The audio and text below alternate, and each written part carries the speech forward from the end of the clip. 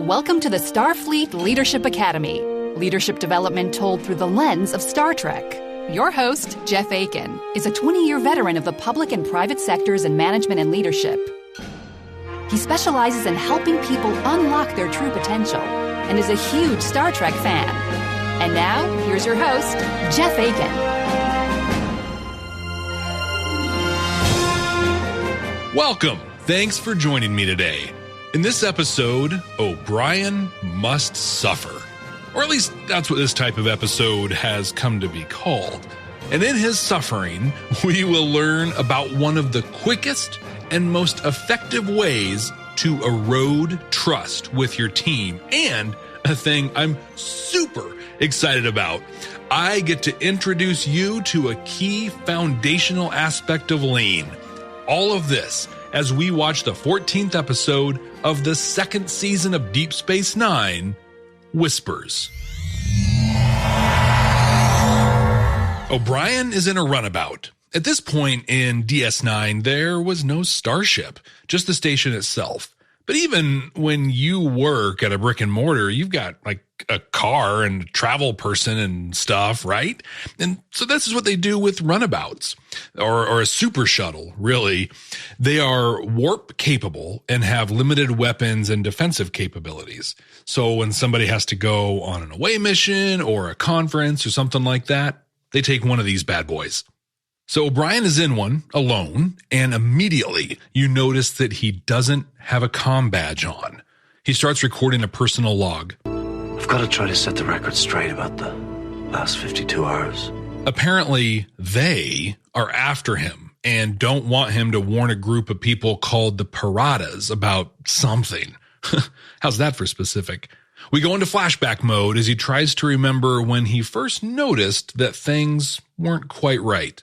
He's waking up and starts eating breakfast with his family, his wife, Keiko, and daughter, Molly. Nothing specific is wrong, but they're just off, not quite normal. Molly wants nothing to do with him, and Keiko's in a rush to get to the school where she teaches, but that doesn't line up with the stuff she was saying earlier about how busy she's been. That doesn't make a lot of sense. The stories don't quite jive, but he doesn't really have reason to suspect anything, so, he accepts it, and she and Molly head off to school. Then he goes down, checks in on his team. They've gotten to work early on some repair stuff. O'Brien is concerned, though, because they need input from Odo, the station's security manager, who won't be back to the station until later. They need that input before they know exactly what it is they're supposed to be repairing and what is supposed to get done. Ultimately, he's concerned about the tremendous amount of rework they'll probably have to do. Apparently, though, Sisko gave the order for the team to get started early. O'Brien's confused because that's very out of character for him. He heads out onto the promenade and sees Keiko, his wife, who just left in a hurry to get to school, remember? Yeah, she's out there talking with Sisko. They look really serious and engaged, almost conspiratorial. Back to real time, he's headed to Parada. There's another runabout pursuing him. So even though this is going to be apparently a flashback episode, there are real-time stakes here. He makes it sound like once he and the other runabout drop out of warp, there's going to be a confrontation of some kind, and it's not going to be pretty. Back into his flashback, Bashir is bugging him to do his annual physical. O'Brien's been putting it off for some time, apparently. Sisko intervenes and tells him he needs to get it done. As he talks with Sisko, we learn that the Piratas have been in a civil war for 12 years. What's so civil about war anyway? There's a lot of talk about the extreme security requirements they've required. And then Sisko asks kind of a weird question, but it's not so weird that it turns O'Brien off. Now, tell me something that's not in the report. Sir? The kinds of things we don't include in reports, but might help me in these talks. That's weird, yeah?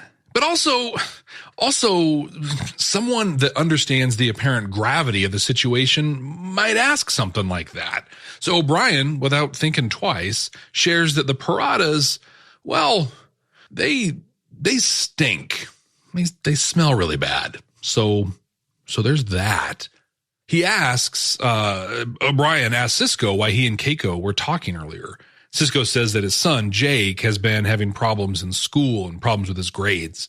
So O'Brien decides to just head off for his physical. This is a pretty fun scene. I love it whenever O'Brien and Bashir are together. O'Brien just wants to leave, but Bashir keeps asking questions and scanning and asking more questions and coming up with new tests to run. Headache, there you go. In fact, I'm getting a very bad one right now. Kind of a moment of weird where Bashir apparently forgets that O'Brien's mom died and that his dad remarried, but he plays it off like he's, just asking questions. After the battery of tests, Bashir gives him a clean bill of health, sends him on his way. On his way out, Jake runs into him on the promenade. He's working on a school project and he wants O'Brien to help out on it. He says he's happy to help him, especially because it's going to get his grades back up. But Jake responds, "Oh, my grades are great. Just want to keep them that way." I'm curious. He experiences a lot more weirdness and is starting to get more and more suspicious. People just not acting the way he'd expect, like Sisko authorizing work out of order, and even at one point telling O'Brien exactly what he needs to be doing, when he needs to do it, and how he needs to do it. Even Kira responds weirdly to him. His daughter, when he gets back to his quarters, his daughter Molly is spending the night with some friends, so O'Brien tries to, express his marital feelings towards Keiko.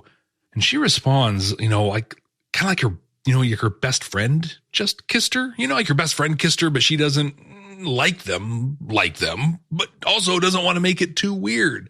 It seems, ultimately, just kind of seems like there's nobody here that O'Brien can really trust. This was not my Keiko. At this point, he goes full YouTube conspiracy guy. Well, I've been following all the posts since October 28th. On the internet. He's digging through scanner readings, sensor records, medical readings, ship manifests, anything he can get his eyes onto. Then he goes through all of the station logs in chronological order. Identify which officers' logs are to be included. All officers. Yeah, dude is digging deep. It seems kind of extreme, but he hits something. After a certain start date, all the logs are restricted. The day I got back. He can't access them, no matter what he does. He even goes digging through systems in ops physically. He finds a lot of electronic traps that were laid to stop him from getting through. But because he found them, he was able to bypass them, and finally, he got his hands on the restricted logs. But there wasn't a lot in them, except for records of them pouring through all of his logs on the Paradas, including his personal logs during the time that he was on Parada. I hope they enjoyed reading the sexy letters to my wife. Even with all this information, he still just can't tell what's going on. And then, hope. Odo has returned. Here's someone that has been on Parada the whole time, and he was there even longer than O'Brien was. He's totally uncompromised, uncontaminated. Odo listens to him, takes him seriously, and says he'll launch a quiet investigation. We'll get to the bottom of this. After a while, they meet in Odo's office, but things go from bad to worse right away. Odo starts asking questions about the Paradas and their civil war that, given his role and what he was doing, he should already know. And then he tells O'Brien that they just need to wait. Just wait and see what happens. They got to you. Sisko, Bashir, and Kira bust into the office. They're going to try and capture O'Brien, but he escapes, and now he's on the run. He tosses his comm badge. It can be used to track him, and he makes his way to a runabout. He's able to engineer and computer his way through all the traps they set to stop him, but he can't out-engineer people. Jake Sisko to security. He's here. Level H2, Section 5. Jake encourages him to surrender and then runs off. O'Brien climbs into a crawl space and makes his way to a cargo bay where he uses a cargo transporter to get to the runabout. It's pretty slick thinking and works because of his intimate knowledge of the station. Go back and listen to the Starfleet Leadership Academy episode on Lower Decks, Second Contact, for more information on how really important that is. Once on the runabout, he makes like a tree and gets out of there. He reaches out to Admiral Rowland at Starbase 401, but she orders him to turn back to DS9, and in doing so, mentions one of my all-time favorite books. Turn the ship around. O'Brien hangs up on her, and then we're back to real time. He drops out of warp in the Parada system, as do his pursuers. They chase a bit around the system. He pulls some pretty incredible maneuvers, cuts off all main power, so now he's on silent running. He's effectively disappeared. The other runabout looks around a bit and then heads to Parada 2. All the crew beam onto the surface, so O'Brien heads there, beams down as well. He finds Sisko, Kira, and some Paradas standing there. They lay down their weapons and try to convince him to come through a door where they'll be able to explain everything. He refuses, so one of the Paradas shoots him. Bashir comes through the door they were leading him to, and he comes out to help him. But as he leaves the entryway, an injured O'Brien, a different O'Brien, sits up. Yeah, there are two O'Briens. Okay, it gets a little weird from here, and it moves really fast. So let me see if I can get this right. The Paradas that Sisko and Kira are with are the rebels in the Civil War. They were going to be meeting with the established government for peace talks and hopefully put an end to this 12-year-long conflict. While O'Brien was there earlier, he was abducted and replaced with a replicant. They assume that the replicant was programmed to ruin the peace talks, possibly even assassinating someone. The O'Brien that we've been following this whole episode was the replicant, and everyone on the station was wise to it. She's a replicant, isn't she? They were ultra cautious, though, because they didn't know what it was programmed to do or even what it was capable of. Real O'Brien remarks that this is a perfect copy, and as the replicant dies, he shows how perfect of a copy he was, because he asks real O'Brien to tell Keiko that he loves her. Sisko assumes that it was returning to Parada to warn everyone that something was wrong on the station. He acknowledges his sacrifice as the episode ends. Maybe in a strange sort of way, he was trying to be a hero. This episode really started the DS9 trope of O'Brien must suffer. There were absolutely earlier instances of this in TNG, but DS9 takes it to a whole new level. From here on out, at least once a season, there's an episode where he goes through nightmarish, unimaginable situations. He nearly loses his daughter, Molly, in a cruel, timey-wimey kind of way. Timey what? Timey-wimey? Keiko's possessed and forces him to do terrible things. He even serves an unbelievably inhumane 20-year prison sentence. Yeah, dude goes through some stuff. And this one, while not the real O'Brien, really set the tone for the rest of these. And it did it in a really fun sci-fi mystery kind of way. It's like this episode was like Invasion of the Body Snatchers, but it's your body that got snatched. You are the body snatcher. Come to Quark's is fun. Come right now. Don't walk. Run.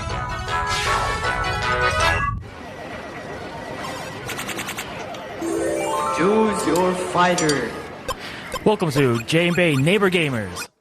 We chose to do this podcast because of our passion for video games. Over several decades, we have played on various consoles from Atari, Sega Genesis, NES, PlayStation, Xbox, and next-gen consoles. We also love talking about pop culture, Marvel, and Star Wars movies. Video games is our escape from a hard day's work, and what better way to spend it by talking about the latest video games. You can find us on all the major podcasting apps or look for us at neighborgamers.com. Make sure to rate, review, and subscribe to the Starfleet Leadership Academy. I do carry a select line of unique artifacts and gemstones indigenous to this region. Just a brilliantly put together and acted episode. I mean, the pacing was great. The flashback sequence with him just minutes away from the big showdown is exciting, and everyone, especially Colm Meaney and Rosalind Chow, are perfect in their roles. In the scene where O'Brien is trying to get affectionate with Keiko, her look, her reaction, oh, it's perfect. I described it as that awkward kiss from your best friend, but once you know that she knows that fake O'Brien doesn't know, whew, wow, there's a lot of layers. There's a lot of layers here, but she portrays that just perfectly. And I know I say this in just about every DS9 episode, but that's because it's so true. The relationships just really stand out.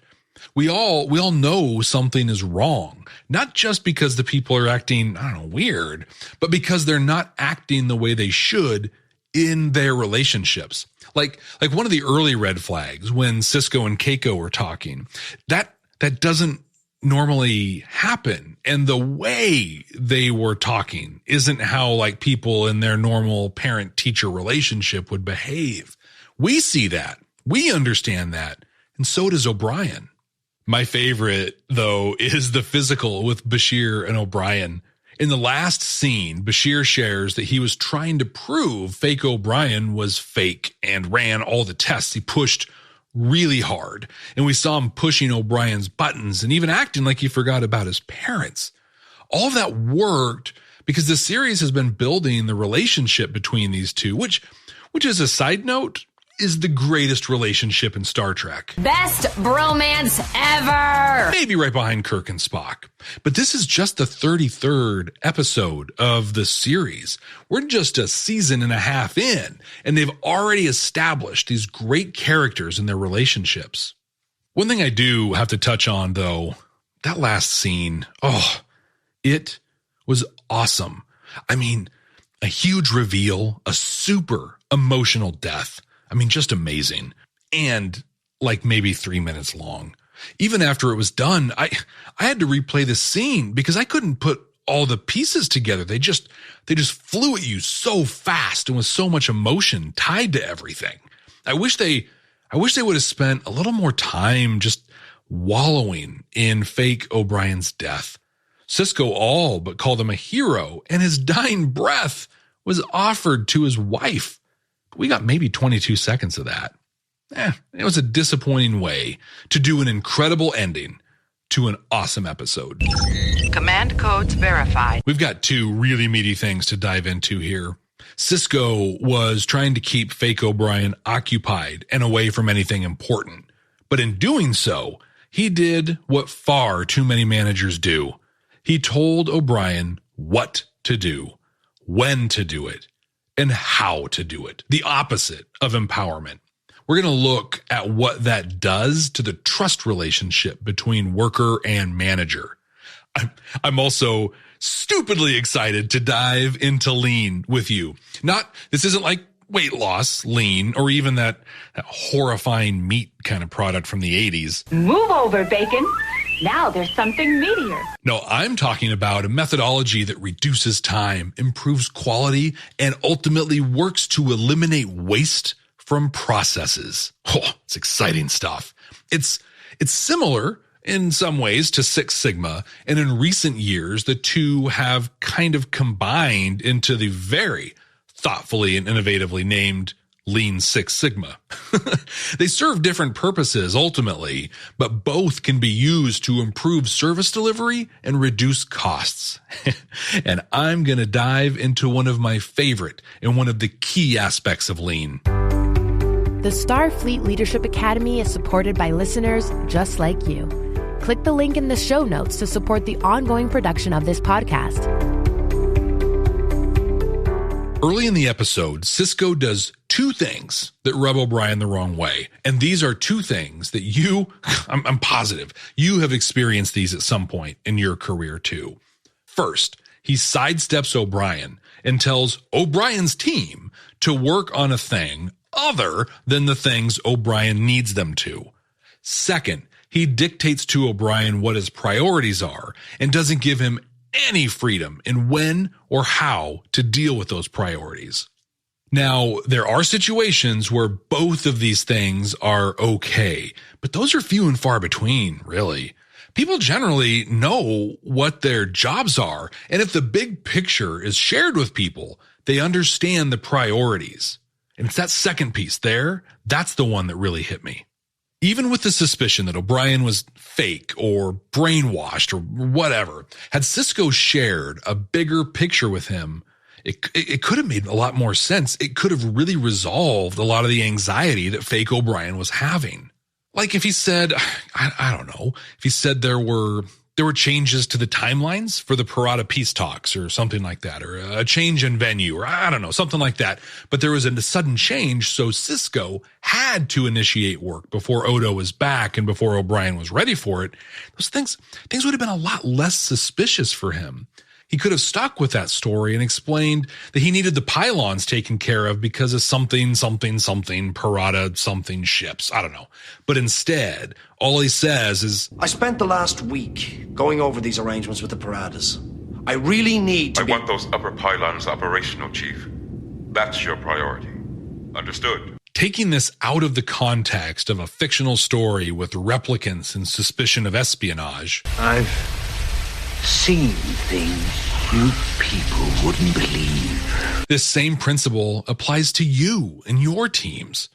If you need someone to do something that might not make sense to them or takes away their ability and their agency to make their own decisions, you need to explain why. You need to share the bigger picture, or at least as much of the bigger picture as you're able to. Years ago, in one of my early management roles, I was the reports guy. I was pretty good at writing SQL queries, so I ended up doing that quite a bit. Mostly stuff to monitor team performance, look for opportunities for improvements, stuff like that. Well, one day, my supervisor, she kind of pulled a Sisko. They told me to work on this report that was querying data that another team was responsible for, a team that we had no oversight of. And they told me that this report was my top priority above anything else. A little context is probably helpful here. I had a decent relationship with my supervisor, not great, but decent. But the upper leadership and I did not gel at all. I had zero trust in them, and I'm pretty confident they didn't feel too great about me either. It's funny how he gets all over my ass if I'm a minute late, but then he makes us wait 15. You were 2 minutes late, Nick. So when she came to me with this assignment, you could say I was a little skeptical.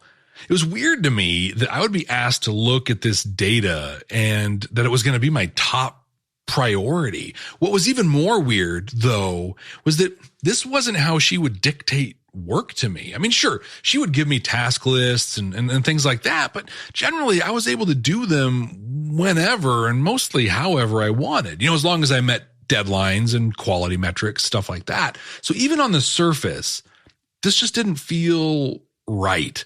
You add in my deep distrust of upper management, and it felt like I was being set up for something, or maybe something worse.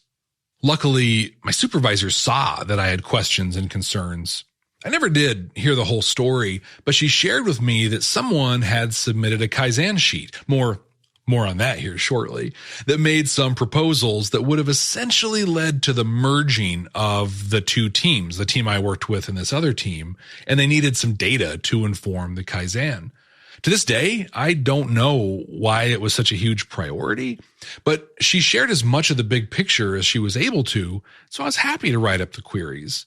Had she not shared that, two things would have absolutely happened. First, I would have done a pretty terrible job on the work. Like, I wouldn't have cared at all about accuracy, wouldn't have bothered with checksums. There'd be no data hygiene at all. Nerd! And second, I would have milked every second of that deadline. Now that's probably more of a reflection on me, maybe, I don't know, but I counter that it's more a reflection on the culture that upper management was fostering, because I would have done those two things as a result of my distrust of them. Until my supervisor shared what she did, I was positive, I was sure this was some underhanded scheme to make somebody look bad and to somehow tie me to them. Instead, she shared it with me, so I had an idea of why my work was being dictated to me. And I did a really good job on it. I even got it done a couple days early. Our takeaway on this point is that when you, as a leader, take a person's ability to make their own decisions about their work away from them without a good reason, you are actively eroding trust. You're actually destroying that trust. What Sisko did to O'Brien here, if we assume it was real O'Brien and business as usual Sisko, he was telling him that he neither trusted O'Brien nor believed he was capable of doing his job.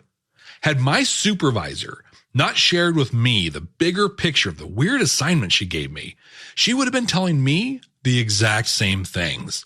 And if that's the normal way you do business, just telling people what to do, when to do it, and how to do it, I'm willing to bet you have tremendous turnover. No one is getting anything. I understand, and I quit. And a core group of employees that are actively disengaged. Now, I mentioned a Kaizen sheet a little bit ago. Kaizen sheets are a tool that are used in Lean. Lean, which was popularized by Toyota, is in wide use today across various industries and sectors.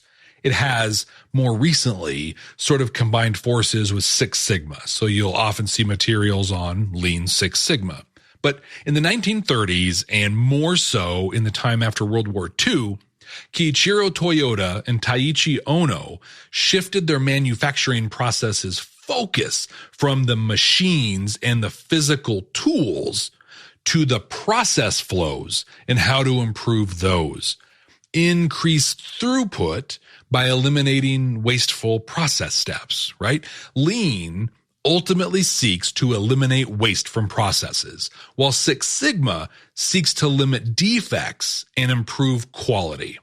Now, I know some listeners are professional Lean practitioners or green or black belts in Six Sigma, and they're probably already screaming at me for dramatically oversimplifying the origins and applications of Lean. So please just know this is an overview, okay? This is just an overview. So the Kaizen sheet that I mentioned is a tool that can help improve processes, identify and eliminate waste, and they generally come directly from the people actually doing the work. In other words, these sheets are basically gold-pressed latinum. Those vouchers I gave you were every bit as good as latinum. Kaizen is a Japanese word that is loosely translated as improvement or change for the better. Because of this, another term that you'll hear used for Lean is continuous improvement. So like I said, Lean is a way to eliminate waste from processes. But what is waste? If you ask me, anytime someone has to ask for an approval, that's a waste. But oftentimes the people granting those approvals would disagree. So luckily, waste isn't a subjective guessing game. No, waste is clearly defined in Lean. In Lean, there are 8 types of waste. They are defects, overproduction, waiting, non-utilized talent, transportation, inventory, motion, and extra processing. And if your brain works at all like mine and is always looking for acronyms, you just found one. You can remember these wastes with the acronym DOWNTIME. Pretty slick, huh? Let's look at each of these, and then I want you to see if you can identify which one O'Brien was most worried about early in the episode when Sisko had authorized work to be done before Odo had a chance to offer his input. Defects. Defects occur when things don't meet quality standards. This is the waste that Six Sigma is hyper-focused on. For existing processes that result in defects, a method called DMAIC is used. I wrote a blog post on DMAIC, an intro, a while ago, and you can find that on jeffakin.com. New processes use a similar method, called DMADV, which allows you to initiate a new process with minimal defects, and then you would go back and use DMAIC to improve upon that process. Overproduction, it's basically what it sounds like, making too much of something. This leads to another waste as it ultimately builds inventory. But it also restricts your ability to affect change or innovations because you're either producing too much to implement the change, or what happens more commonly, the excess production actually masks other inefficiencies in the process. What you want to aim for is just-in-time production. Have a thing ready at the time it's needed. Waiting is a waste we all experience every day. Wait in line at the grocery store. Wait for your check to get deposited. Wait for the next episode of the Starfleet Leadership Academy to release, so on. tomorrow for sure. But it also connects with overproduction and inventory. If you have things waiting for the next step in the process, essentially just stacking up, that's a huge waste. Eliminating that waste allows the process to flow smoothly. The waiting just creates bottlenecks and false delays in a process. Non-utilized talent or underutilized talent is, in my opinion, the most egregious of all the wastes. It's unforgivable. How dare you? This is what happens when you waste people. Sisko telling O'Brien what to do and when to do it is an example of this waste. If you don't trust someone to do their job and you're dictating it to them, you are wasting their talent and probably yours too. People bring a lot to the table, and not maximizing the use of what they bring is both wasteful and sad. Okay, we're halfway through, just checking in with you. I'm not diving deep into any of these, but I'm curious so far, and as we move forward, which one of these you're most interested in. Hit the discussion group up and share it with us. The link is in the show notes. Next is transportation. Transportation waste is useless movement of pieces of work or completed work. Move it over there, just to move it over here later kind of stuff, right? I worked with a mailroom that had a lot of this waste. Process this tub of mail and then move the empty tub to the end of the table just to move the empty tubs again when they stacked to a certain point. Or slice the mail open and stack it here so it can wait until you move the stack to a staging area, so it can wait until it gets loaded and moved for distribution. That kind of stuff. Then we have inventory. I brought up inventory already a few times, but it's what it sounds like. It's having more on hand than you need. Excess inventory means you're wasting space. And if you're in manufacturing or something at a large scale process, this can mean things like an extra warehouse, right? Serious amounts of space. In an office environment, this can mean, desks or conference room space. An interesting example of the right amount of inventory is actually in our recent episode on Enterprise, A Night in Sickbay. In that, the ship Enterprise needs 4 plasma injectors to operate. 5 is more ideal, so there's a backup. And 6 is the perfect number, so you have a backup for your backup. And I talk about why that's important in that episode. But 7 plasma injectors, that would be waste. Too much inventory and no reasonable business plan that says that you need that many. Motion is another of the cardinal wastes, according to me. What makes it and non-utilized talent cardinal wastes? Well, the fact that they involve people. Motion is people needing to move around too much. A cool tool to visualize this motion is called a spaghetti map. Butcher, he says that he wants 2 spaghetti speciale. That's where you chart how many steps are needed for a person to complete a task, and then you draw a picture from that. They're pretty fun. But these mappings, looking at motion, will often result in things like a copy machine getting moved, or looking at shared versus individual printers. I remember working as a prep cook at a buffet, and we had a table that was set up with utensils and spots for the food we were working with to all be within arm's reach. Once I gathered all the stuff I needed, barely had to move to anywhere else. And finally, we've got extra processing. This is doing more than is necessary to complete a task. This is my extra approvals waste. It's also extra and unnecessary quality checks, right? Here's an example. AI, artificial intelligence, and machine learning have become pretty common in data entry shops here recently. Organizations that realize the benefit of these incredible tools are the ones that use them and run quality checks as necessary.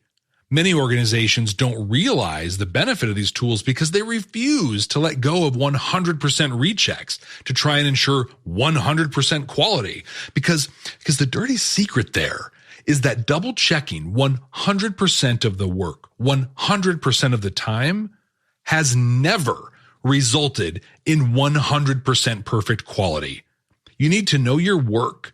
You need to know your industry to determine the appropriate level of quality checks. And hey, there's great methods out there like DMAIC that will help you fine-tune and identify that. So that's the 8. That's downtime. Which one of those or a number of those was O'Brien worried about? He was worried that they would have to redo the work that Sisko had preemptively authorized. In Lean, we call that rework. And rework is the result of many of the wastes, but most specifically, defects. Sisko authorized the work to be done before they had all the information.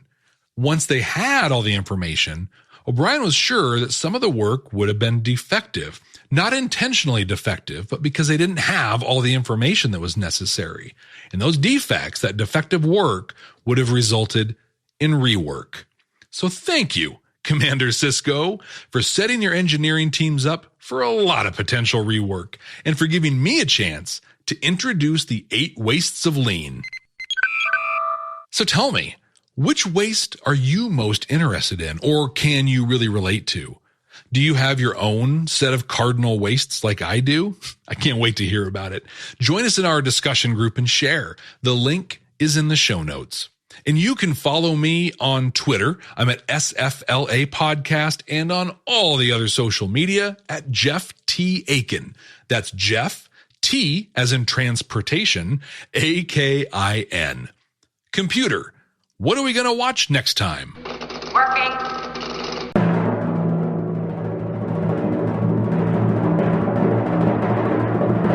Close to the end of a series on this one. Episode 13 of the 3rd season of the original series, Wink of an Eye. I think this is one of the episodes that has earned Kirk his, in my opinion, undeserved reputation as a shameless ladies' man.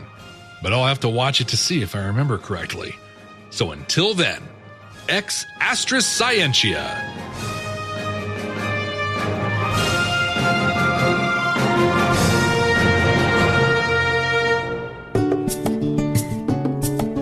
Greetings, listeners. I'm excited and honored to introduce Walkiria Whitlock. She's the president at Global MVP and an author. She recently published a book full of poetry and prose to excite the magic in your life. Her book, I Love What I've Forgotten, is available wherever you buy books, and I have a link to it in the show notes. She also totally understands why Star Trek is so important to us. I think one of the beauties of Star Trek is that we're able to really engulf ourselves into this magical world, and anything is possible, right?